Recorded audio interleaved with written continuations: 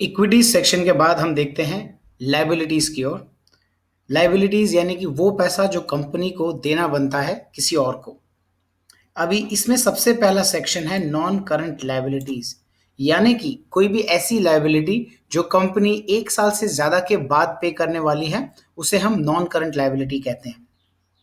इसमें सबसे पहला और इंपॉर्टेंट सेक्शन आता है लॉन्ग टर्म बोरिंग्स। ऐसे लोन्स या डेट्स जो कंपनी के 1 साल से ज्यादा के हैं, उन्हें लॉन्ग टर्म बोरिंग्स में डाला जाता है। और ये एक बहुत ही महत्वपूर्ण नंबर है, क्योंकि इससे सबसे ज्यादा इंस्टॉलमेंट्स और पैसा पेएबल कंपनी के पास रहता है, और प्रॉफिटेबिलिटी को अल्टीमेटली इंस्टॉलमेंट्स और इंटरेस्ट चार्जेस काफी ज्यादा हिट कर देते हैं।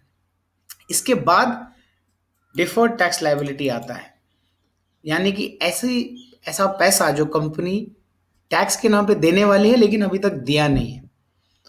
और अगला आता है अदर लॉन्ग टर्म लायबिलिटी, यानी ऐसा कोई भी पेमेंट जो बाकी है कंपनी का 1 साल से ज्यादा में देने का, उसे अदर लॉन्ग टर्म लायबिलिटीज कहते हैं। अब मारुति के केस में लॉन्ग टर्म बोरोइंग्स बिल्कुल जीरो है। ये काफी अच्छा साइन है। सीधी सी बात है, अगर कंपनी पे कोई लोन रहेगा ही नहीं तो कंपनी फाइनेंशियली स्ट्रांग मानी जाती है, क्योंकि उनको इंटरेस्ट और इंस्टॉलमेंट नहीं पड़ता है। जो कुछ भी है कंपनी खुद का पैसा यूज कर सकती है। अगर किसी कंपनी के लॉन्ग टर्म बोरोइंग्स बढ़ रहे हैं तो ये खतरे की घंटी हो सकती है। सो लॉन्ग टर्म बोरोइंग्स को जरूर देखें। रिजर्व्स और सरप्लस के बाद सबसे इंपॉर्टेंट जो अगला सेक्शन बैलेंस शीट में होता है, वो होता है लॉन्ग टर्म बोरोइंग्स।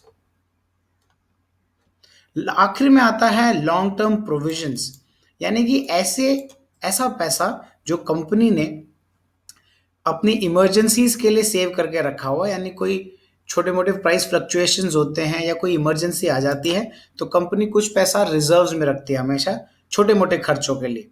सो इसी को हम लॉन्ग टर्म प्रोविजंस कहते हैं।